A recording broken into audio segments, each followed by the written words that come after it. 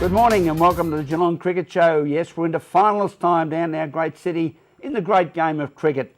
Joining me at the table of knowledge this morning with their prognostications, predictions and no fence sitting. First of all, Mr. Tim Michell. Yeah, wouldn't completely say no fence sitting, Graham, with the way that a few things went in terms of my predictions in the GCA, but certainly I'm looking forward to the action that's going to take place down at Drysdale a little bit later today. That game kicking off between Queenscliff and Colandina. We're in finals time, well and truly in season decided down on the Bellarine over the next couple of days' action. So it is a very exciting time in cricket down here in Geelong, and we're lucky to be a part of it. And also joining us, our special guest as far as finals commentary is concerned, yes, the playing president from South Bar and the Geelong Cricket Association, Darren Hauenstein. How are you, Darren? Yeah, good, thanks, Rawlo. Thanks for inviting me back again for this week's show. Well, we always like to have an expert in the expert's chair, so there's no question about your abilities in that area. Let's first of all look at Premier Cricket, and what a weekend. Geelong Cricket Club in the Premier Cricket divisions, in their first, seconds, thirds and fourths, they had all of their four teams in the qualifying finals, 2 in, 2 out. The first 11 went down, the second 11 won, the third 11 won, and the fourth 11 won. First of all, a quick review of the first 11 season. Ringwood, too strong, Tim. They won the toss and batted up there at Ringwood. They got off to a fine start. They were none for 82 before they finished at 9 for 364. They had 7 batsmen score in excess of 30 runs.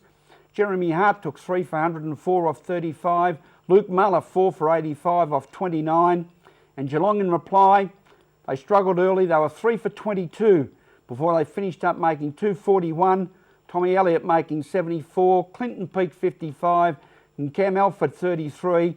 A good finish to the season, but just not good enough in the final analysis. Yeah, they certainly weren't. They say runs on the board are always crucial in finals, Graham, and when a side puts together 360 on their home deck, it's always going to be very tough to chase. And then Geelong putting themselves in the position that you did speak about, 3 for 20, it was always going to be extremely tough for them to recover from there. And we've now seen a changing of the guard in a sense, with Damien Shanahan and Clinton Peake also announcing their retirements from the Geelong Cricket Club.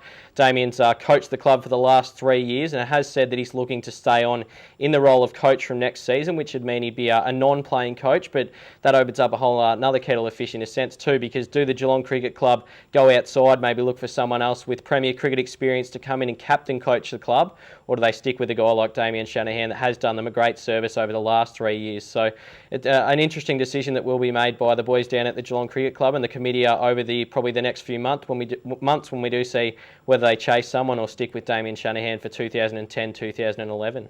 And looking ahead in that forthcoming season, Darren, you take about near 15,000 first-class runs between Shanahan and Peake, and it's close to 400 wickets between the two of them. Clinton Peake has been a great champion for the Geelong Cricket Club. 252 games, 6 Jason Backer awards as club champion, and last Saturday made his 48th half-century for the club.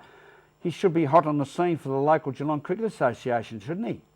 Yeah, definitely. Obviously, Clinton's had a bit of a background at South Barn Cricket Club, so depending on how things go with what he sort of wants to do next season, he'll be keenly sought after, and hopefully his I suppose the initial club being South Barn, his dad's obviously a key past player at South Barn, is going to hopefully bring Clinton back to the Swans. Graham, I mentioned a little bit of a changing of the guard there as well. It's going to be interesting to see over the off-season too how much of an effort the Geelong Cricket Club put into their juniors. It's something that, or maybe not their juniors, but their younger players, something that Shanahan alluded to a little bit earlier in the week, that he'd like to see a few more of those players push up. We saw Alex Stanley over the last few games, and he got a little bit of experience too playing in that final up at Ringwood, so he's one of the names that certainly we'll be watching for next season for the Geelong Cricket Club, and a few more other really talented young players still part of that second 11 and third 11 setup that we'll be taking to the field a little bit later today. So we might see a few of those names really hopefully putting their names up over this final series, but then certainly into next season as well. A real changing of the guard and transition time too at the Geelong Cricket Club, but hopefully we can see some continued success without Damien Shanahan and Clinton Peake in that side next season. And certainly on behalf of the Geelong Cricket Show and Geelong Cricket in general, our hardest of congratulations to Damien Shanahan, and in particular our homegrown product in Clinton Peake. Clinton, You're an out-and-out champion. We congratulate you on what you've achieved, and let's hope, yes, you can come back and put something into the local level of Geelong cricket. In the second 11 in the Geelong Cricket Premier League, the Geelong won the toss and had a bit of a bat, and they whacked up 197. One wondered overnight whether it was going to be enough, but then it was Travis Agg, Adam DiGiacomo and Fossey coming out, picking up 3 wickets each, dismissing Dandenong for 138. Geelong moving forward to play Fitzroy Doncaster, commencing at 11 o'clock this morning in the semi-finals. Darren, a good performance by the Geelong pace attack. Yeah, definitely. Like as we spoke about last week, we talked about the influence of Travis Agg on that team, and he's just come out and really, I suppose, helped the guys. 196 in a final is probably about 250 in a normal home and away game. So they've come out. I think they had them 5 for 32 overnight, and they've just finished the job off. And I'm sure they'll go into the next round with a lot of confidence. And we wish Geelong all the very best. Geelong playing Fitzroy Doncaster, Carlton playing Northcote in the second 11 of Premier Cricket. In the third 11 semi-finals of Premier Cricket, last weekend Geelong won the toss, scored 9 for 263, defeating Richmond 232, and now it'll be Fitzroy Doncaster and Geelong. Yes, the same two teams doing battle in the semi-finals this afternoon. Tim, the third 11 really hot to trot at the present time. Yeah, they are playing some good cricket, and I spoke about some of those talented young guys, and you can really see them if you do get a chance to take a look at this third 11 side over the weekend. The two brothers opening the batting, Jake and Luke Gibbs, both in some good touch over the last few weeks. Unfortunately, couldn't get too many runs last weekend, only got 3 between them, but those two are certainly a couple that have really set a nice platform for the third 11 since Jake was elevated from the fourths a few weeks ago. Shane Cooper, guy with second 11 experience, who came down after a few seasons playing up at a few of the Melbourne clubs in Premier Cricket, got 92 last weekend in fine touch, and then a very good mate of mine, Daniel Bolton, good to see him in touch with the bat, getting 51 too last weekend. So there's some guys in form in that third 11 side, and I think as much as the second 11 will fancy their chances, the third 11 should almost go in as favourites because they're playing some really, really good cricket at the moment.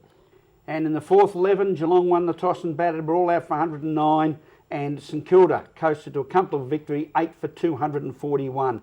So all eyes on the Geelong Premier Cricket second 11 as they take on Fitzroy Doncaster, and the third 11 as they also take on Fitzroy Doncaster. We wish them very well in their Premier Cricket continuation today and jointly charge towards the grand final. As we go to a break on the Geelong Cricket Show, we'll be back with more after this.